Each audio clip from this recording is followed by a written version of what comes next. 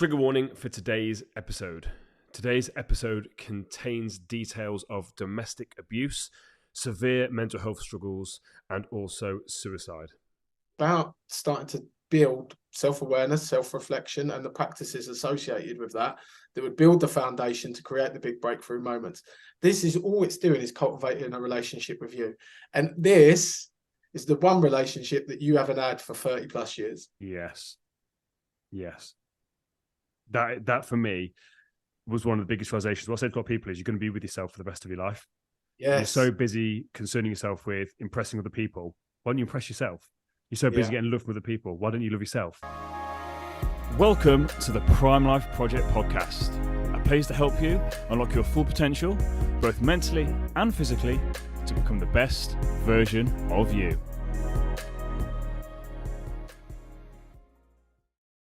Welcome back to an episode of the Prime Life Project podcast. I'm your host, Daniel James, and today I've got a super special guest again. So this gentleman, he wasn't on stage at Mindset Maintenance. However, his partner was, and if you remember, she was the last episode that we had. It was Katie. So this is Katie's partner, Daniel, and he actually heard me talk. I didn't actually get to meet him in person, I don't think, at the event. However, after the event, done some research into him, and this gentleman's story is absolutely incredible. So it's an absolute pleasure to have him on the podcast today. And I know a lot of people will be able to relate to parts of his story. And again, hopefully just going to add some value to you guys. So my guest today is Daniel Constable. Daniel, how are we? Very well. Thanks, Daniel. I really appreciate having you on, mate. And that event that you done with my partner, it was super, super impactful. I remember actually saying to Katie afterwards, your speak, your talk, your chat was really, really impactful. Even for myself, I was just like taken away by it. So thanks for sharing that, brother. No, I love that. My thing is when I step on stage, I know my strength. My strength is impact. I'm very powerful when I talk on stage. I can command the stage. So I'm never nervous about that. It's more a case of how it's going to be received. But it's like, so to hear that was absolutely incredible. And again, I wish I actually spoke to you at the event in person because, like I said, I spoke to Katie beforehand and had a bit of back and forth. And it'd been an actual pleasure to meet you as well because the conversations we've had off air, I'm like, mate, you're a sound bloke. And I'm really honored. I'm really honored to have you like sharing your story because, as I said, it's still quite a raw thing. But again, we're going to be adding some real value here. So let's just take our audience back. Well, my audience back, sorry. Our audience. What's our audience today? Our audience. One of the first sort of key things we're going to talk about here is domestic violence as a male in a relationship. So being like the person that's the victim of the domestic violence, which is normally the women. But can we just take my audience back a little bit further to what you sort of like, what set the stage for that event to kind of happen? You kind of mentioned a bit about the bullying. So can you just take my audience back and sort of paint a picture for like what life was like growing up for you? Yeah, okay. So the narrative in my life from around about 9 years old, I always struggled with life from very young to try and make sense of the world. I was quite an anxious kid. I didn't really understand who I was meant to be. And I really struggled with that from a really young age. I was actually suffering with anxiety, which I now know is anxiety from as young as 7 years old. I had this deep-rooted fear of abandonment. And I struggled to understand where my place was. So what had happened was I was the smallest, I was the fattest, around about 7 years old. I really wasn't a popular little so-and-so. I used to like to paint Van Gogh paintings, which was really weird, and draw like these comic books. So I wasn't exactly the most populous, and I didn't really set myself to fit in. But at that time, everyone was playing football, the normal stereotypical stuff that you see. And I wanted to fit in. I wanted to be cool. I wanted to be one of the boys. So I started playing football. It didn't really transpire. I wasn't very good to begin with. And I got bullied from a very young age. I actually moved into secondary school. That bullying, because of that narrative that was in my life that I needed to fit in to be accepted, I continued to try and play the part, if you like, mask up, play the part. Truth was, it was very inauthentic. I was quite an intelligent lad, and the bullying really started to amp up when I was around about 13. I remember raising my hand to answer a question in the class, just like you do. And it turned out, got the answer correct, but got absolutely battered straight after it. And I mean from all fronts, verbally, emotionally, and physically. And then that told me and created a belief in my nervous system and in my core belief system that stop raising your fucking hand. Like, put your hand down now and start hiding in plain sight. So my self-worth really was being attacked from as young as 9 years old to 13, and I'm still struggling to navigate, who the hell am I now? I'm not intelligent anymore. I don't draw anymore. I've got low self-worth now. I don't really know what I like. And I'm trying to be who they want me to be from all the way up to, well, this narrative would play up to I was 26, because my background, I was a South East London lad. I came from a very, the narrative and social condition narrative, man up, big boys don't talk. I even remember my dad got hit by a gypsy on a football pitch when I was about 10 years old, 11 years old. And my dad went, right, you get up now, dust yourself down. Do not let him see you in tears. And all I wanted to do as an 11-year-old kid was like to cry. Like I was in absolute agony. And I was like, shit, don't do that. Like, don't mask up. So this... Were you quite a sensitive kid? Looking back, were you quite sensitive? I think I was in tune with my emotions, but then I started to suppress and repress them. I was going to say about like the drawing and stuff like that. Like that's quite a, again, creative endeavor. I'm not saying all creatives are sensitive. That's not what I'm saying at all. But again, I'm kind of painting this picture of Southeast London, like typical like lad, and then there's yourself wanting to actually draw. You're actually very smart, very intelligent. I just didn't know if you were quite sensitive at all. I'm not saying that was the case, but I just didn't know if that was the kind of a pattern at all. I'd say I'm very emotionally available. Yeah. If KD always says like I'll cry at absolutely anything, to be honest, like even the Lloyd's Bank advert when the horses, I'll cry at that, mate. So yeah, I would say I was sensitive, and yeah, I really struggled to fit in. That's where I really struggled with it, and it really accumulated and accrued to I was about 16, where it was the last time I now speak in, like yourself, I now work with groups of men. I host a men's group. But at the age of 15, I spoke in front of an audience, and that would be the last time I spoke in front of an audience for 23 years. Because after I spoke in front of that audience, I got bullied so severely that all my coursework was vandalized with written on this coursework that I'd done, saying, you are C word, which I won't mention and flag that today. I want you to die, everything. So again, it was one of those things that I just stopped raising my hand. I tried to fit in. I tried to belong. I tried to fit in with these groups, and I just wasn't part of them. Like, let's face it, I wasn't into anything that they enjoyed. I didn't want to do anything that they liked. Everyone was talking about house music. I loved rock and roll. Like, it was just, I was totally opposite from everyone, but I wanted to be liked, validated, and loved by these people. I wanted their approval so fucking much. It really helped my self-worth. So that became a belief in my core belief through trauma, that I'm not good enough as I am. I am not enough as I am. I need to be something else. And that's how it sort of started to evolve. And I become like quite submissive in all relationships. And that's how domestic violence sort of came about. You're very, very similar sort of upbringing to myself with the story. Like, again, wearing that mask, trying to fit in, like just not feeling good enough. And again, I think it's a lot of guys that can relate to. It's not just guys, again, because it's not like a specific guy thing, but guys don't talk about it enough. But actually, like, if you don't fit in, you feel like you're vulnerable. So you have to then put this mask on and be all lad, go out drinking and be part of that sort of culture. So let's then talk about this domestic violence thing. You use the word being quite submissive. What do you mean by that terminology?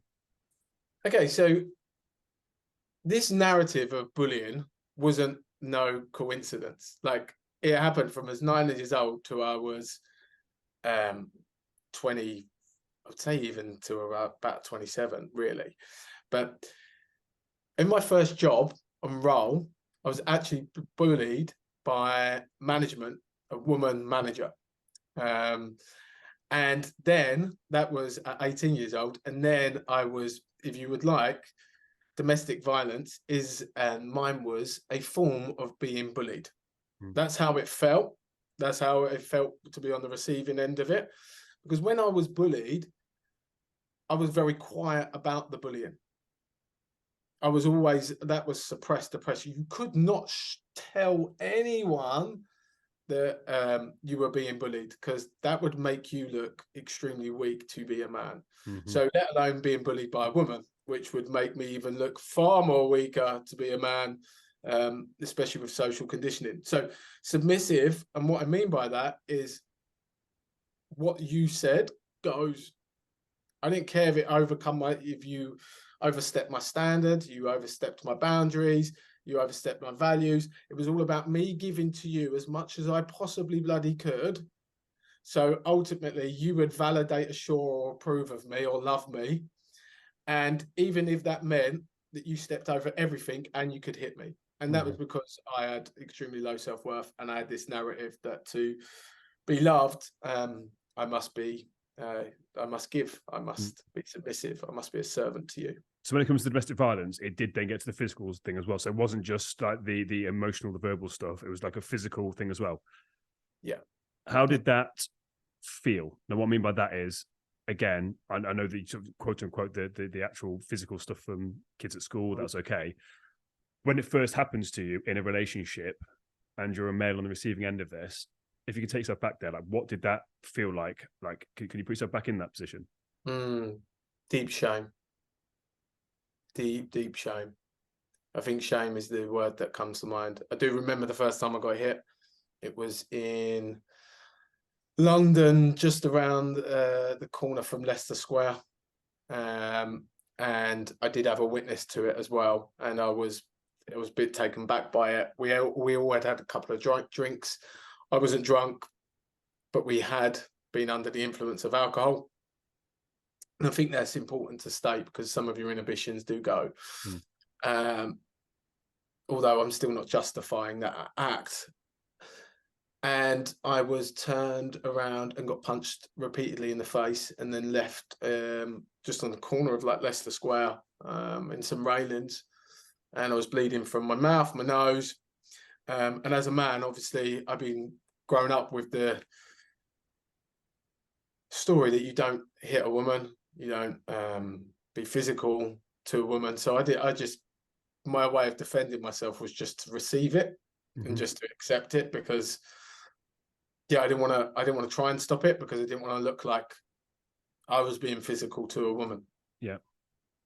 When you said about shame, can you talk a bit more about that? Because a lot of people don't necessarily understand shame. So can you talk about like looking back retrospectively, like why do you think one of the first things you felt was shame?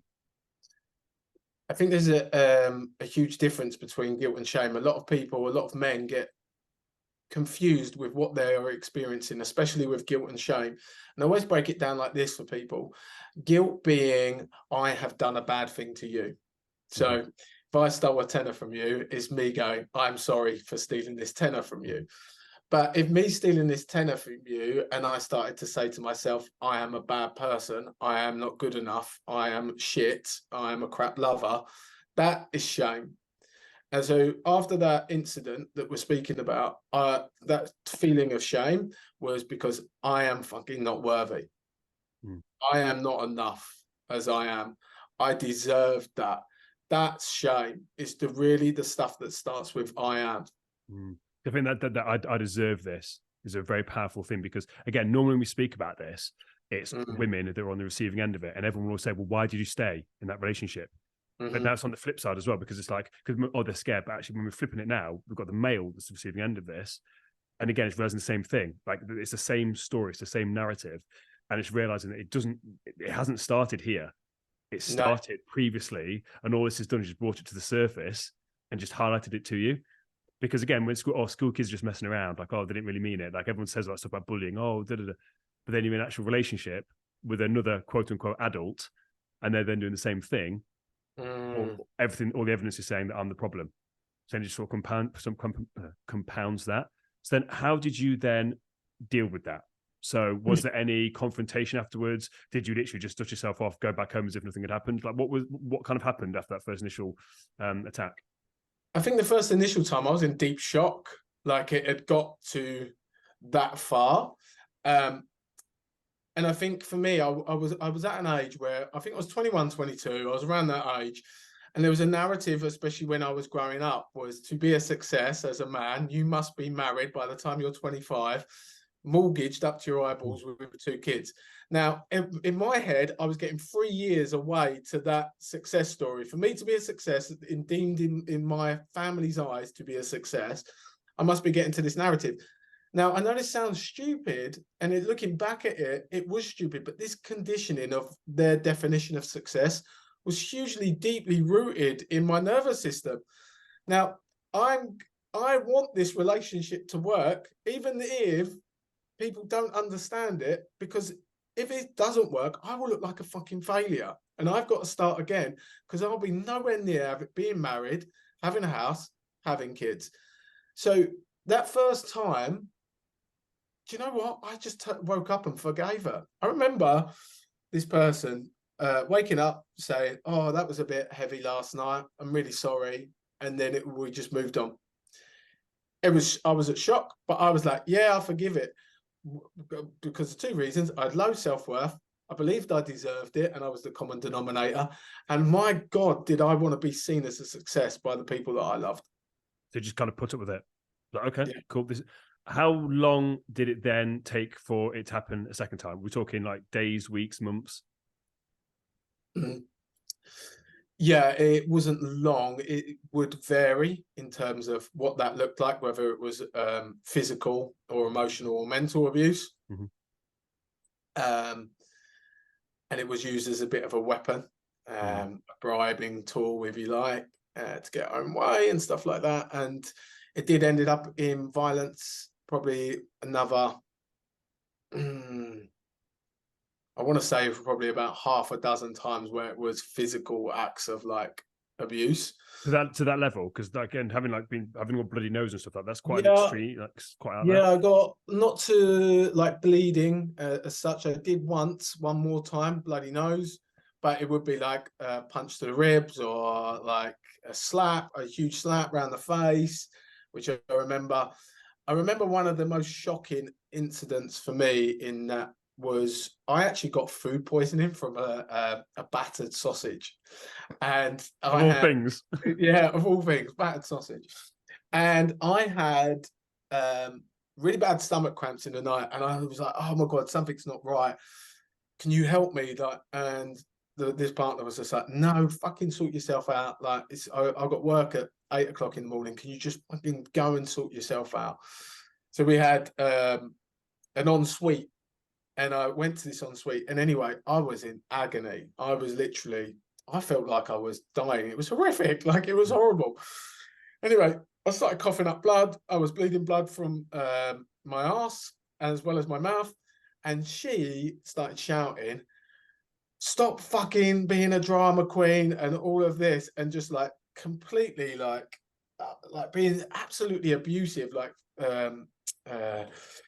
mentally towards me at that point, saying this was a lie and I was literally laying on this bathroom floor, fucking bleeding. 2 hours later, an ambulance ended up getting me, collecting me, because I had to manage to get an ambulance. I was in intensive care for 5 days after that. But I was told I was a fucking liar and I was making a huge drama of these things. And I was like, "Oh yeah, I have been a bit much during this." Like, and I started to question whether I had been too much during this. Maybe I am being dramatic. And I'm sitting there in a hospital on like a drip and some blood. And I'm like looking back at Dan, you're not being dramatic. You had severe food poisoning. But even then, I started questioning that. Isn't the power of gaslighting, though, isn't it? When people have got you like that, and again, you've got to be able to plant the seed in the right soil, and your soil was so fertile for someone to come in and just plant those seeds. I think people kind of lose sight of that when you see people in a relationship situation like that, and you're not involved in it. You see it from the outside, whether it's your friend that's going through it, or you see stuff on the movies. It's like, why are they staying? Why are they doing? Why are they putting up with this? And she's realizing, you're looking at it from a completely different pair of eyes. Like what you saw in that situation was not reality. You had these glasses on from all the conditioning and all the stuff that's been brought up there. And you just don't see reality for how it is. So how did you then navigate out of that situation? Like, because that's again, I can imagine that was not a nice place to be in, whether you thought you deserved it or not. It's not going to be a great environment. How did you manage to navigate out of it? I actually found messages on Facebook. She had gone to Ibiza denied that she had done any wrongdoing in Ibiza, and I actually found messages while she was in a day party in London, and they concluded that she had been cheating. And that for me was the only act that was like a really clear boundary for me. Every other boundary you could fucking cross, but touch someone else's dick, then I'm so that was the one thing that done it for me, that broke the camel's back.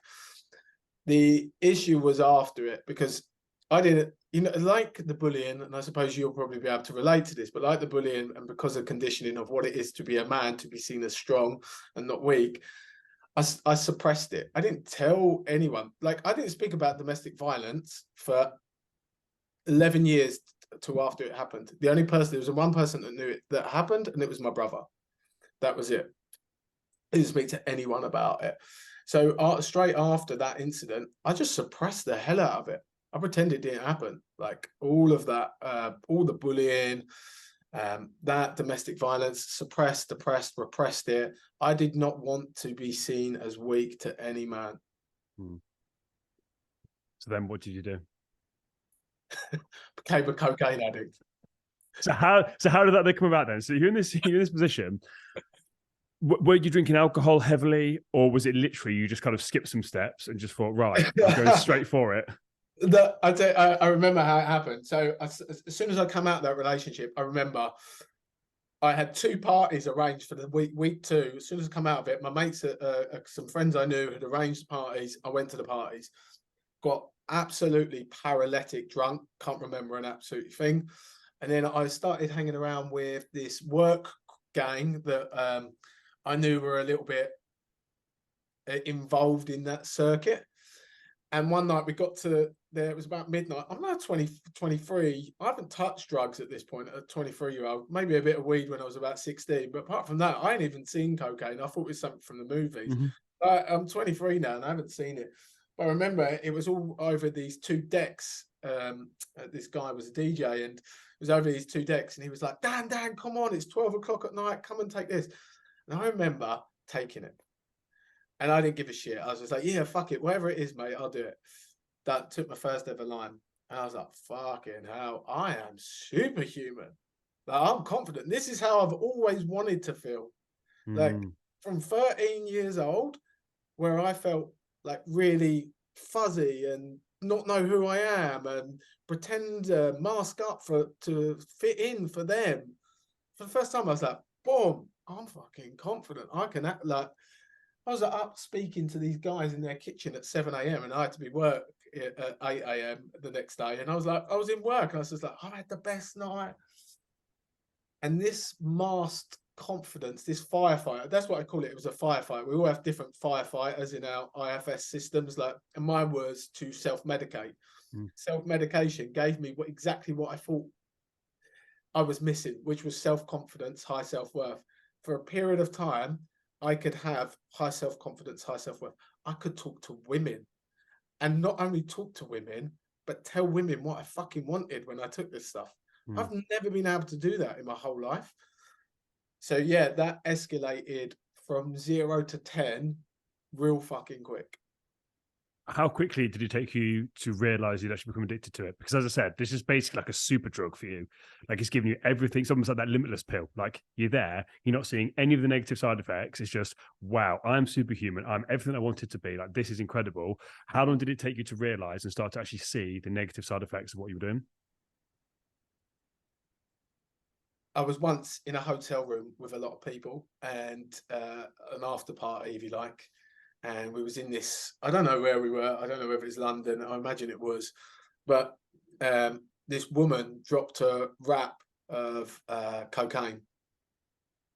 I saw her drop it. I picked it up and put it in my pocket, hid it. She was panicking about 45 minutes later that she had lost her bag. Like, everyone, look on the floors, blah, blah, blah, blah, blah. And I was even there looking for it with her. And that was the bit. I knew that I didn't care about you as long as I had my drug. Like, I had stolen someone else's drugs. Now, that's when you know the people that you're hanging around with, you're not stealing what is actually brought you all together, because that's the only reason we were all together as a group was cocaine. And now I'm taking what they brought us all together ultimately. So I think for me, that was the start of when I knew, shit, I've got a problem, but there's no way of stopping that. Was your mental health, were you aware of your mental health at that point? Was your mental health, I say in a good place, it clearly was not in a good place, but obviously again, you spoke about it before, you kind of like suppressed, depressed, repressed it. We're going to talk about that in a second. We're going to go into detail on that because I haven't skipped past it. It's very important stuff we're going to cover. Were you aware, were things starting to bubble to the surface, or were you still on cloud nine with all this stuff? No, I was definitely, I wanted to get signed off. I remember I tried to get signed off work with stress.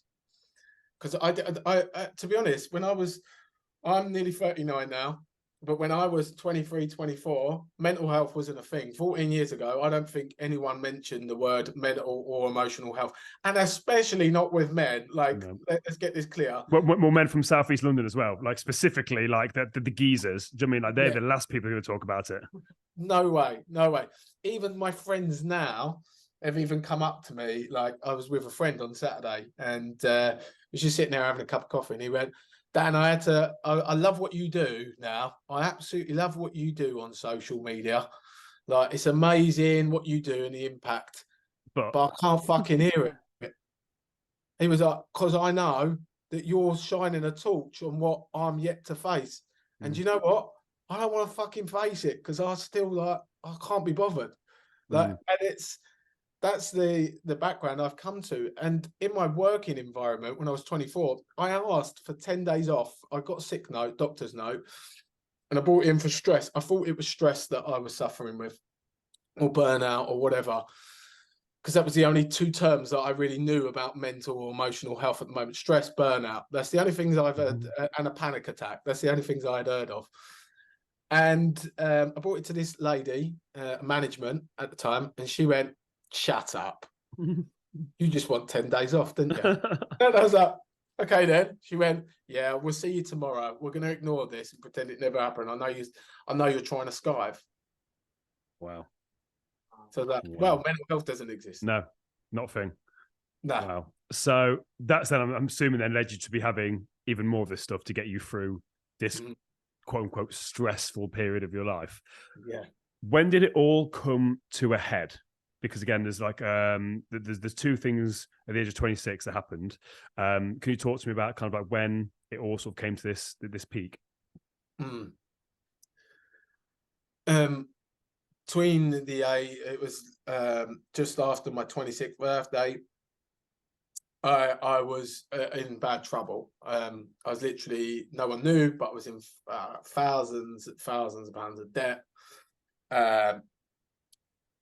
I was stealing. I was doing things that I'd never done before, that never been associated. I come from a really high moral, high value like family, and there's me being the black sheep of the family, which is what I had labelled myself. I was stealing to fuel the addiction, because the addiction had now became, I didn't need to drink to take cocaine. I was a dry taker. I would get up and I would take it from very word go. It was like, right, let's go, action. And I'd take it all the way till probably about 1, 2 every night. And that's a cost. So for 3 months, from September to December, I'd started conjuring up an exit strategy, because I knew there was no possible way. Well, there was no possible way to keep this up, but 2, I was in such deep shame of who I become. My family were better off without me. That's my suicidal thought. It's not I wanted to die. My suicidal thought was my family were better off without me. So you're doing it to always help them, essentially. Yeah, that's in my state at the time. That was what I was thinking. This is to help them, because if they find out what I had done, they will be so like, as we all get scared of our mum or dad saying, disappointed in you. So how, because again, this wasn't just a one-off thing. This happened twice. How sort of premeditated was this? Again, go into as much detail as you feel comfortable with. I'm not going to press this thing. And what was the outcome of it? And then what led to the second time as well? So the by the way, there will be a trigger warning at the start of this episode, by the way, just to be clear on this. Yeah. Okay. So in my head at the time, I said to myself, I wanted to spend one more Christmas with my mum and dad. I wanted to say one more goodbye, like a way of saying goodbye. Yeah, I wanted to say goodbye to my mum and dad. So I said, on New Year's Day, that's the day that I leave. So I had written a letter. I put it into a glove compartment of a car. I'd gone to my drug dealer on New Year's Day morning, picked up enough drugs, picked up a bottle of 2 bottles of vodka, put them in the glove compartment of my car, left my house, said goodbye to my mum, went to an alibi, which I wanted to cover my tracks, which was a girl that I was sort of dating, courting at the time. Went and saw her for half an hour, just so people would have think I was there, and then left there within half an hour and got in the car, chucked my phone straight away, snapped my phone, broke it, chucked it out the window, and then started driving down the motorway to the Kent coast, drinking vodka at the wheel. And I got to the border, so I got to the Kent coast. I took all of what I could at the time, which I thought was enough to see me off. Turns out it wasn't. I woke up the next morning, I was like, how the fuck am I here? Like, have I become this, like I can take this amount of drugs and like alcohol and nothing happens. So I was like, I panicked, and I was like, oh my God, I can't believe you just tried to kill yourself. So I was in sheer panic, and I thought, I'm going to go home. I'm going to go and see my mum. I need to tell my mum what I've done, like what I've done. And this is where I really knew my mental health was so bad. There was something wrong with me. I felt like there was something wrong with me. I was driving up the motorway, back up, and I went, my voice in my head just started going, just fucking drive off the motorway. Just spin the car, like just throw it over like the bush, whatever you can do. And it got loud. It was like a drum, like one of those marches that just get louder and louder and louder, the beat. Anyway, I tried to spin it off the road. I took it off the road, and I actually went into like a side, like bush, but something stopped my, like the way it crashed and everything like that.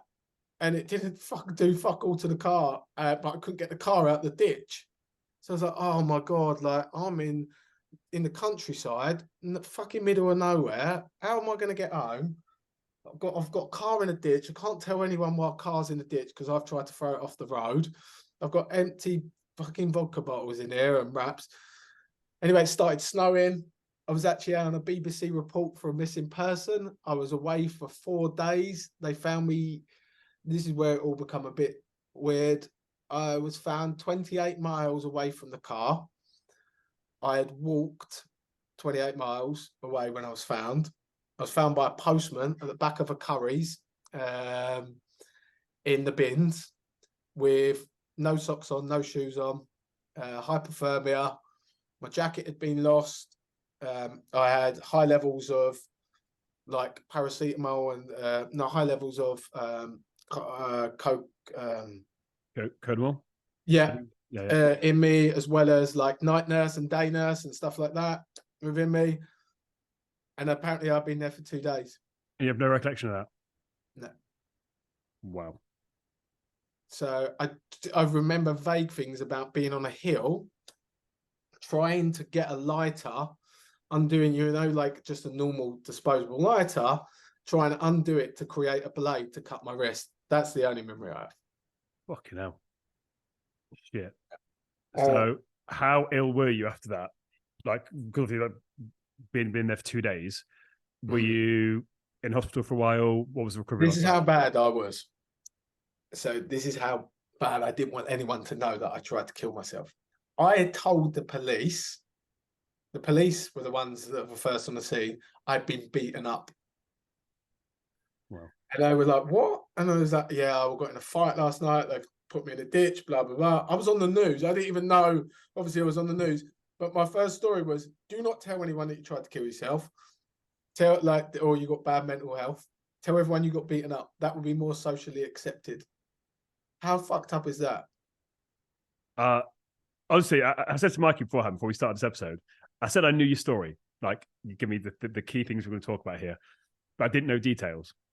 I genuinely, like, knowing who you are now and spoken to now, it shows how where your thoughts are taking you. Yeah. Do you mean it's just like, and this is what I don't think people kind of realize when people talk about suicide or having bad mental health. You're not in your right frame of mind. No. Like you talk about there, like that those thoughts. Like logically, you know, what? I'm not because I'm going to drive my car off the what? You know, logically, you just call AA or whatever, and they're going to come to do it. That's a logical way of thinking. Yeah. But people don't seem to realize that when your thought patterns and everything is that warped, you are not thinking clearly. You are not in the right frame of mind. So that story there just screams to me as someone that is very not okay. Very, very not okay. That was where their brain logically thought to go to. Yeah. So then that was the first time. What then happened the second time? Like at this point, were you still adamant that was the route you wanted to go down? Were you going to give it a second chance of life? Like, where was your head at after you kind of been taken back home and things had settled down? Yeah. So the first week, I actually wanted to make life a go of life. They had got me in hospital, and then I was at home, but I was visited by doctors doctors or a nurse or my GP every single day for about 2 weeks. And it was really good. I felt like I was being really looked after. I had to go through a phase of being weaned off drugs and stuff like that. I was like proper sweating out and I was shaking. Like it was quite horrific because I've been taking a daily user for a long time. And did you accept at that point you had a problem? Yeah, is that when you kind of accepted it? Okay. So within a week, I knew I wanted drugs, but I wanted everyone to think I was okay. So I was prepared to go through the pain of weaning off and then prepared to live a lie. I'd thought about 3 months ahead. If I could get through 2 months ahead while I'm being looked after at home in bed, people would think I was better. And then I could go and start scoring again.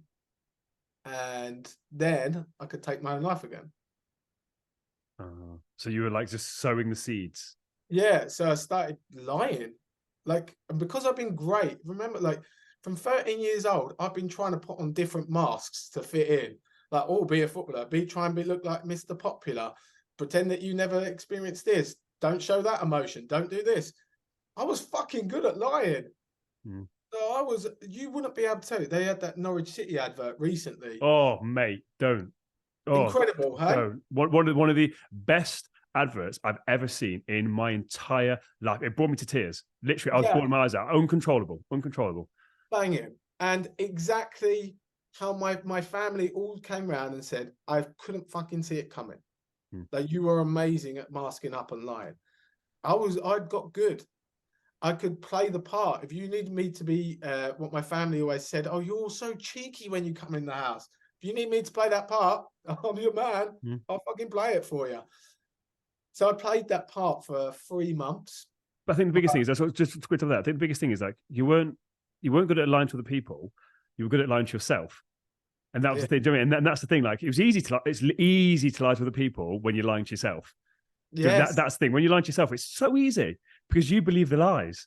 And that's what I say to people, like, it's you first. Like, if you don't believe the lie, you can't then sell it. So that's even when it's like that fake it till you make it, like stepping on stage or being confident, whatever. You have to believe it first before you can portray it out. So if you, all these lies that you're portraying out there, you fully believed it. You were fully invested in that lie. So of course people believed it because you were so invested. Like you were just so lying to yourself. It's like, yeah, whatever. You're just going to roll with it. So I didn't mean to interrupt you there, but it's just a powerful thing. Like, why is it so easy to lie? It's like, because we just do it to ourselves all the time. The easiest person to lie to is yourself. It's so easy to do. And again, it's a very slippery slope. So I didn't mean to interrupt you.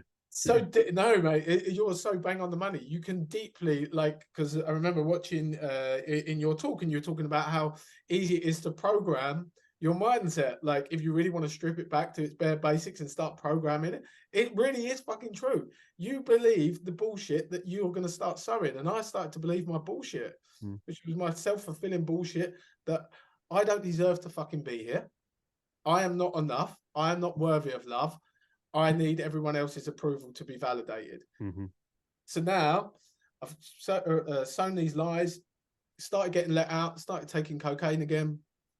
And within about a month, I planned my second attempt. I decided I'm going to really go for it this time. I got lots of different types of my own medication that I was on, because I was on medication for anxiety, meditation for sleep, like an antidepressant as well. And then I would go and go to the chemist. I'd get their medication. I decided to mix that with cocaine and a bottle of vodka just to tip it off. I think in total, they said it was about 80 tablet, empty packet things that they found, a mixture of prescribed and unprescribed drugs and special medicine people drugs. And I done that. And yeah, next thing I know, I was in a cold shower at 8 o'clock by my granddad holding me in a cold shower. And this before cold therapy was a thing. My granddad going, "What have you done? You silly boy, like, we love you." And my granddad just passed away 2 weeks ago. He was my biggest supporter. Take a minute, mate. Take a minute if you need to, mate. That's fucking. Again, didn't know that. So I'm sorry about that. So he found me, and they said his act of like putting me into a cold shower really helped me like shock my system a little bit to get me into enough consciousness to take me to hospital to start fighting what I had done. I was in intensive care for a few days, like fighting for my life, in hospital for 2 weeks. And I remember my dad said, "The doctors want to speak to you." And I was like, "Okay," like, "Yeah, I'm willing to speak to the doctors." And I was still really out of it, like whatever they were filling me with drugs and whatever that they were doing. And they was like, the doctor it was really cold, this room, but the doctor went, "I need to ask you a question." And I was like, "Yeah, okay, ask me a question." And he was like, "Are you a danger to yourself or to others?" And I was like, "Well, I was quite offended. I was like, "I am not a fucking danger to other people. I'm a danger to myself. Like, I need to be stopped from myself. Like, let me get that clear. I wouldn't hurt anyone else, but myself, I don't give a fuck about." And then before I know it, I was being shipped off in this.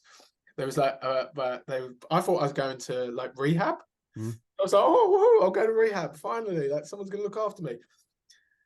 There was this special like ambulance outside the hospital. It doesn't look like an ambulance. I got into this ambulance, but it looked like it's a bit like a police car. Like, they opened the back door and you got in the back door, and I was like, "Okay, well, this is how they're taking me to rehab." And then my mum and dad said, "We're going to be in the car behind you. Don't worry." Got to this facility, come through the first double doors, and my mum and dad are like behind me, going, "Come on, like, you're going to be okay. You're going to be okay." And then get through the next double doors, and then double doors close behind me. My mum and dad are on the other side, and I'm this side. And I realized, you fucking, like, I've been put in a site, like, at the time I was calling it like a psycho ward, like I am labeled a psychopath. And I fucking lost it. I tried to punch the doctor at the time, going to the door, like trying to grab the door, shouting at my mum and dad, "You're fucking C words for doing this to me, blah, blah, blah, blah." But turns out it was a danger to others there. Can I just quickly, before we go this part of the story, can I just quickly loop back a bit? What was your relationship like with your granddad at that time? Because the reason I say that is obviously you get emotional talking about that, and it's got me, got Mikey as well in the background. I can see Mikey, it got me as well. Because I imagine and again, quote unquote, most people do in a good headspace, being found by a member of the family like that, like the grandparent, is a big wake-up call. Was that a wake-up call at any moment? Was that something that was a big deal for you?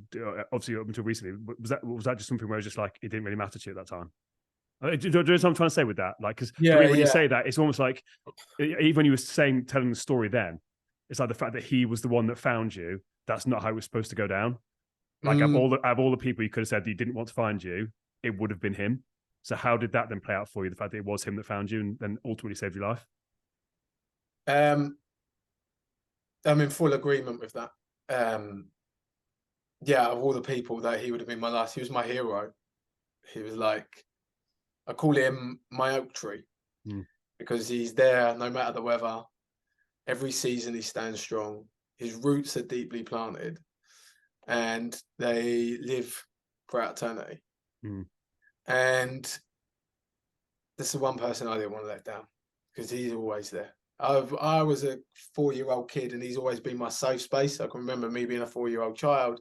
I'd sit on his lap and we would just play silly buggers for all afternoon, just me and my granddad. Yeah, he was my safe space. Was that a big reason you think that you were able to get through being sectioned? Was that realization that your hero had found you? Was that, and did that play any part in it at all? It certainly was a catalyst. Yeah.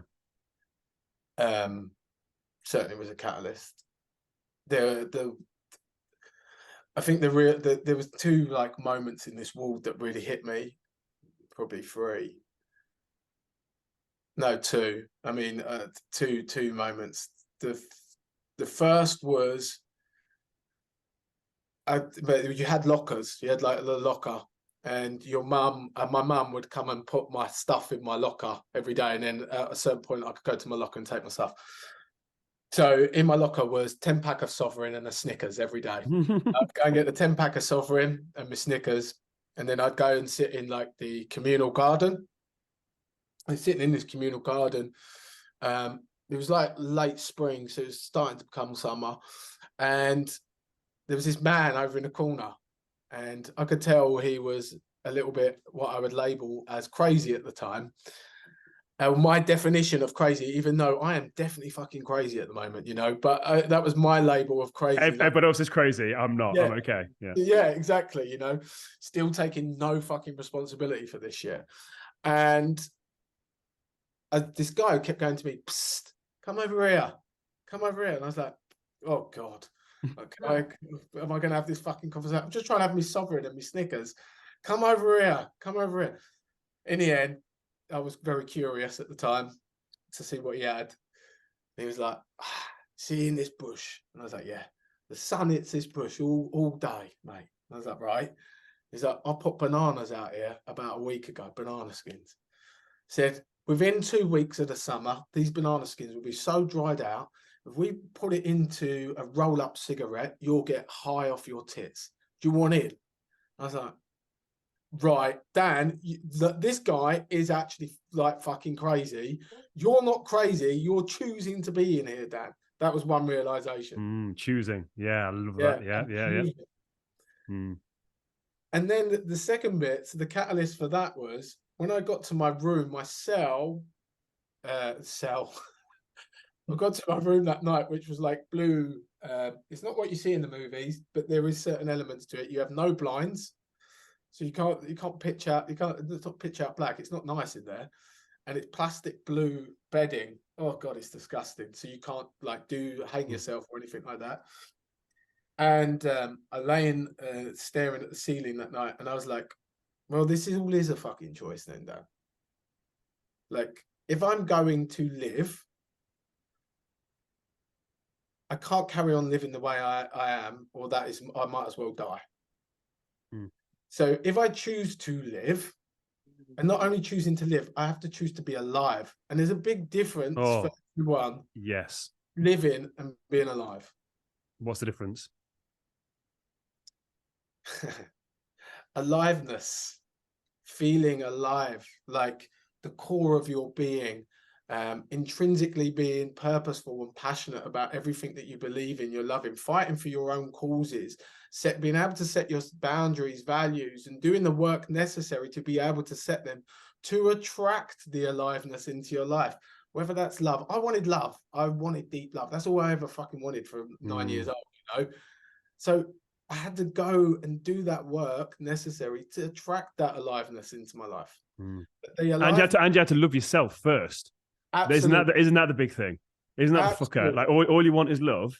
Oh, mate, I remember the first time I meditated. I think I shared this story on the podcast before. I remember the first time I meditated properly, and I got myself to stay. And I said that I love myself, that I love you.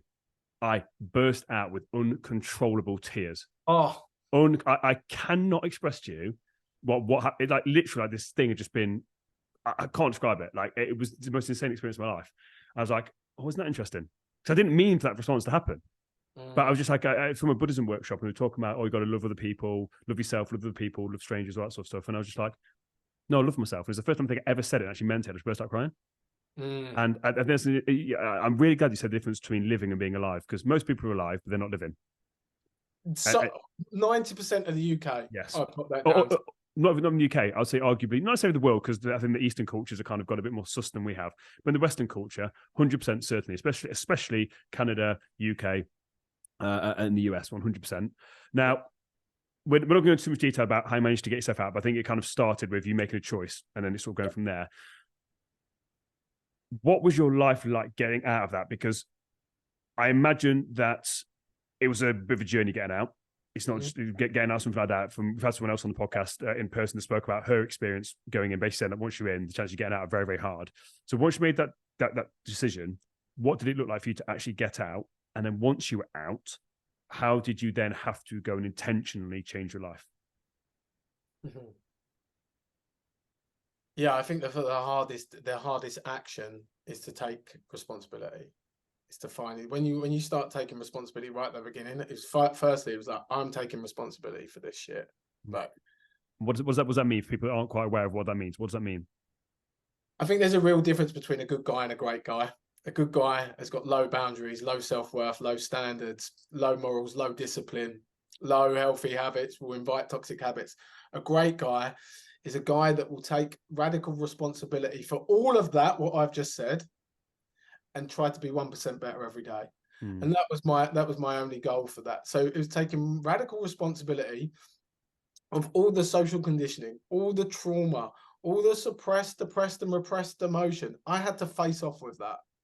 Like, and I've done that for, I mean, it took a few years for that emotion to be safe enough for me to, like, for it to come up. Like, it actually, I'd layered up so much that it was really difficult to get underneath and pull it up. But I was determined, like, if I was to have a high quality life, which was my ultimate goal when I first started this journey, it was all about me living a high quality life. I was like, I can't fathom that this is the only way of being. There must be something fucking amazing there for someone. So I think taking responsibility means knowing that you're not alive, that you are just living, and that there may be an issue, or there may be certain experiences that you've had in your past that you need to face to set you free. And how do you go about facing them? Because that's a big thing. That's a big realization. And again, as you mentioned, one key thing here is that you're still working on this now. It's 12 years later. Like, this isn't an easy fix. I think a lot of people, when they kind of go down this journey, you see a lot of this stuff on social media now, people doing the work, and they think, oh yeah, I'll do this thing for 3 weeks, like, or 12-week course. Okay, yeah, cool. That's not how this really works. This is an ongoing thing. And I think the first thing you've got to do is actually accept that this is an ongoing, continual thing until the day that you die. Because every single day you wake up as a different version of yourself. And it's just that continual thing of like, well, how am I feeling today? What emotions are you feeling? Blah, blah. This isn't a quick fix. But how did you then go about actually breaking down this rock solid kind of defense system around your emotions? Because I think most guys have this, whether they have to hit your rock bottom or not. Hopefully, hearing your story, they don't. But I think so many guys, and again, women as well, but mainly guys, because we're terrible at our emotions, we do suppress, depress, and repress our emotions. That's what we're taught to do. And how on earth do you go about starting to break that down? Good question. Men are actually conditioned to suppress, depress, repress 70% of emotions. It's only 30% that men are actually told that it is safe to experience. Meaning that if I did get over your deathbed and I was the Grim Reaper and I said to you, Daniel, I'm sorry, bud, I've only let you experience 30% of life, you would definitely be asking for your money back. Like, 100%. You'll be asking for your money back. So for me, the first step to doing that is what I would call micro shifts. I don't look at, a lot of people chase big breakthrough moments, like the big moment. I got to go and do this big thing like plant medicine or big like intensive courses or stuff like that. To start off with, look for your micro shifts. So this is what I call like foundation setting. This is like really the beginning of that. So and that's because micro shifts are what create the breakthrough moments. So it doesn't need to be overcomplicated right at the beginning of your journey. It's about starting to build self-awareness, self-reflection, and the practices associated with that would build the foundation to create the big breakthrough moments. This is all it's doing, is cultivating a relationship with you. And this is the one relationship that you haven't had for 30 plus years. Yes. That for me was one of the biggest realizations. What I said to a lot of people is you're going to be with yourself for the rest of your life. Yes. You're so busy concerning yourself with impressing other people. Why don't you impress yourself? You're so busy getting love from other people. Why don't you love yourself? Like all of these things, like it starts with you.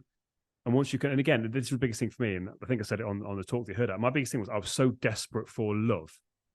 Yet I so fundamentally hated myself that whenever anyone was coming close to me with love, I had to push them away because I had no idea what the hell this was. So the thing I desperately sought and wanted the most, I wasn't in place to handle it. And if you want to have something, you have to become the person that can handle the thing. Like that's why these people, this big, massive breakthrough. If you've still got these addict tendencies and those thought patterns, and someone springs on you, the woman of your dreams, the house of your dreams, they get knocked up instantly, so they got a kid. You have not become the person that can handle that. You are still the person that is in addict mode. You have to become the person that can handle and have the stuff that you say that you want. And people miss that step. It's the fundamental thing is you've got to put those strong little foundations in. Again, I say strong foundations, brick by brick, brick by brick, brick by brick. So then you've got that foundation to actually have the stuff you said you want. And people miss this, regardless of the addiction, whatever it is. People want to change their life right now. If they're stuck, out of control, they want to have this amazing thing. You're not ready to have that thing. You will ruin it. You have to get the foundations there first, and you have to become the person that can handle that and is worthy and that deserves that internally to keep it. Am I making sense with that? Yes. Yeah. Well, like, a little passion right there. Yeah, but I loved it. But it's so true. Like you're if you don't do the internal work, the inner work, so the deep inner work, your core belief system of who you think you are, when you receive what you've said that you've always wanted, you will self-sabotage that. It's your inner critic, your egoic mind, is that wounded part of you wants to sabotage it, because I'm telling you, that thing doesn't fucking feel safe. No. Like do you know the worst line? You can manifest anything you want, right? That is false. You can only manifest what your nervous system feels safe to experience. So it's like, you need to do that work. You sitting there thinking, oh God, like I'm going to manifest Beyonce as a relationship, or like £1 million or a Land Rover tomorrow. Unless you start rewriting the story that you're fucking plugging underneath the surface about who you are and mastering your internal world, that it will never happen for you. People don't understand. I used to do a whole podcast episode on this. People don't understand manifestation. First of all, they think they've got to sit there and wish for it and it's going to happen. It doesn't work like that. Thoughts are energy. Thoughts are energy. That is what it is. Like they are energy. It's like radio waves. Like you're a radio transmitter. It gets emitted out. You receive it, etc., etc., etc. That's what you're doing. So all manifestation is you're saying, I want to tune into Rock FM, and then you then attract Rock FM. That's how this works. However, if you're trying to shift off, I want Rock FM, but everything about your entire being thinks you're Pop FM. Pop FM is what you're radiating. That's what you're going to get. So you're wanting to have some hardcore rock music. We actually left with Britney Spears. And like, well, why is this happening? Like the reason is because that's how it works. The energy you're putting off, if you fundamentally believe you're a piece of shit, that's what you're giving off. And for the 3 minutes a day that you're saying, oh, I want this, I'm amazing, that's not how this works. And that's where people get it confused. The 3 minutes you say, oh, I love myself. Okay, what about the other 95% of the day where you think you're a piece of shit? That's what people don't understand. It's the subconscious programming that dictates 96 to 98% of the results that you've got in your life. And any results you've got in your life, whether it's relationship, finances, whatever it is, the results you've got are a direct correlation with your subconscious programming, which is exactly what Dan's talking about here.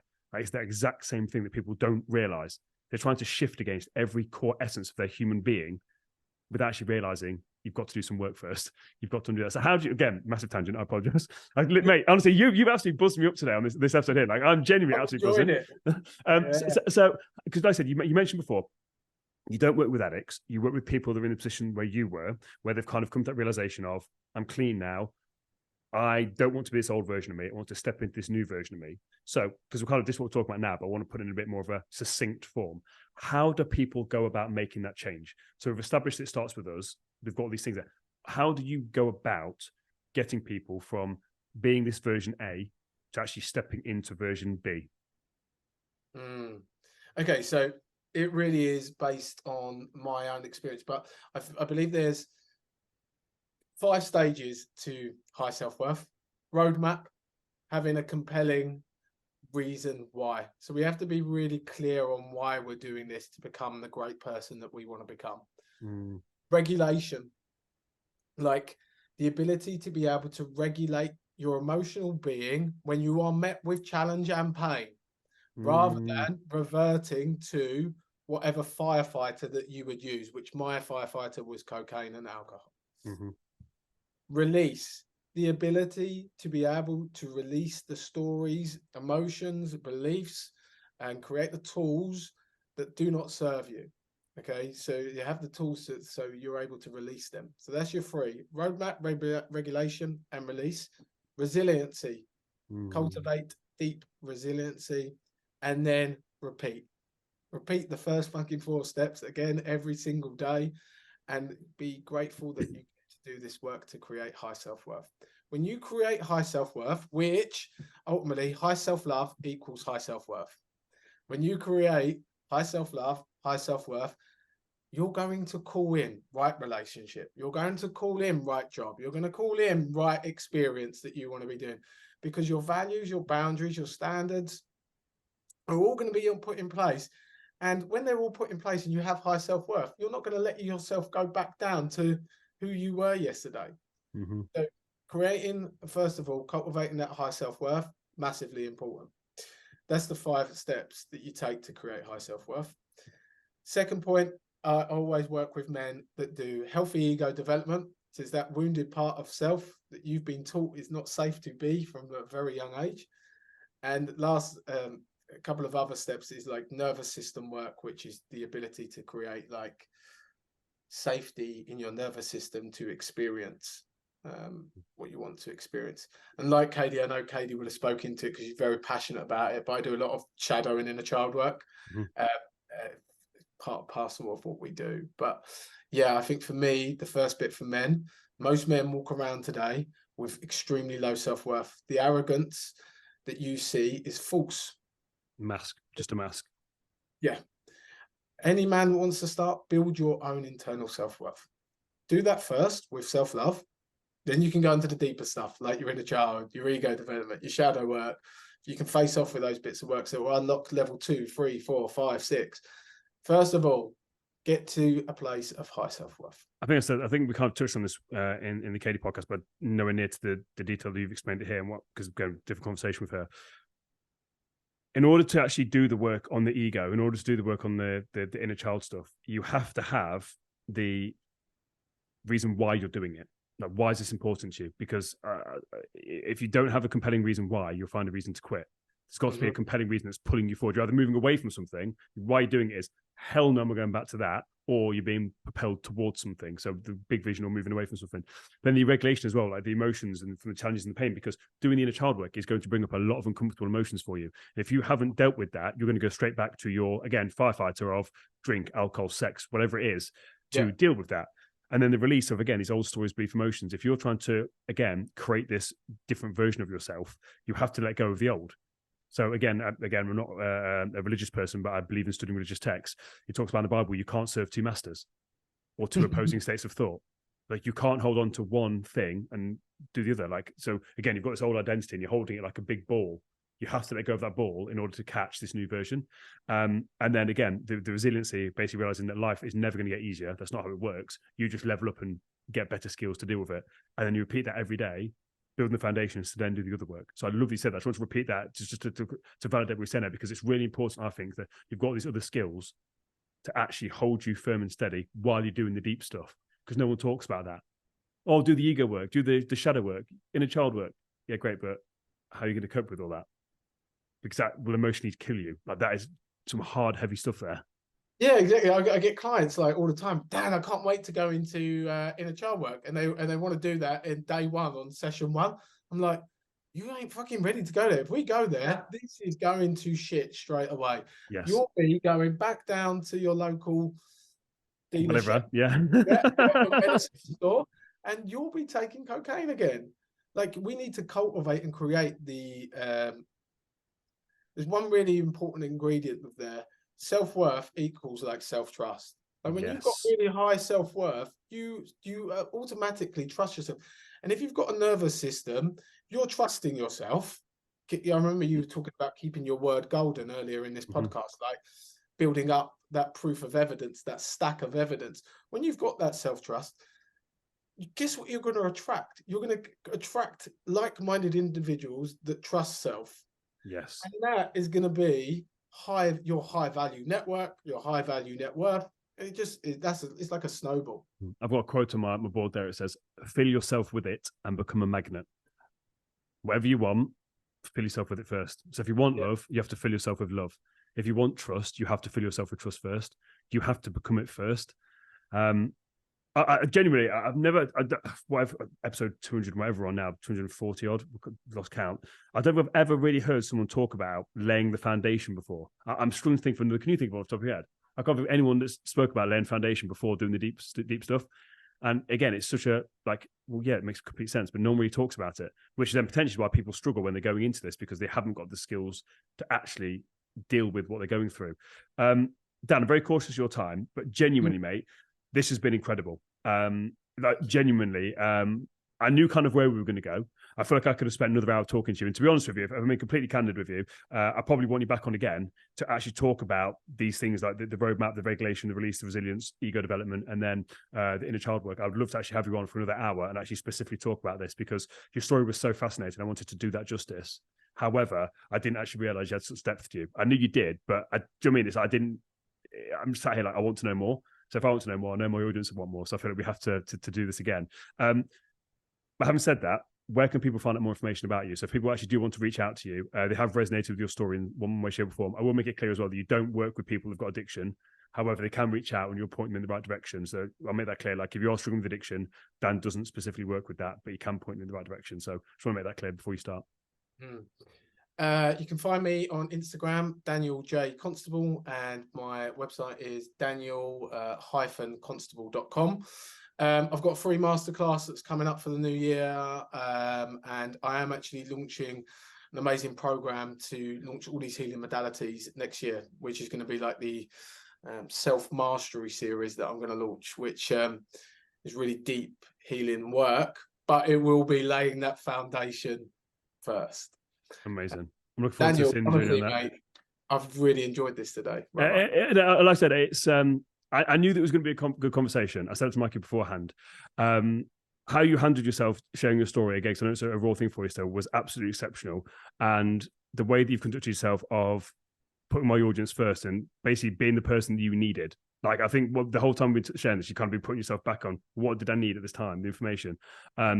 It's been absolutely invaluable. So I just want to say thank you very much for your time today. Like, genuinely, I've really, really enjoyed it. Honestly, mate, it's been amazing. I was actually the same as you. I feel that I was a little bit cautious going into this today, but for some reason I'm like high vibe, high energy now. I'm like, whoa. So mate, I love that. And like I said, you can pick it up. Like, yeah, I said, sometimes we leave podcasts and I'm a bit drained because it's been like, I've had to really kind of work.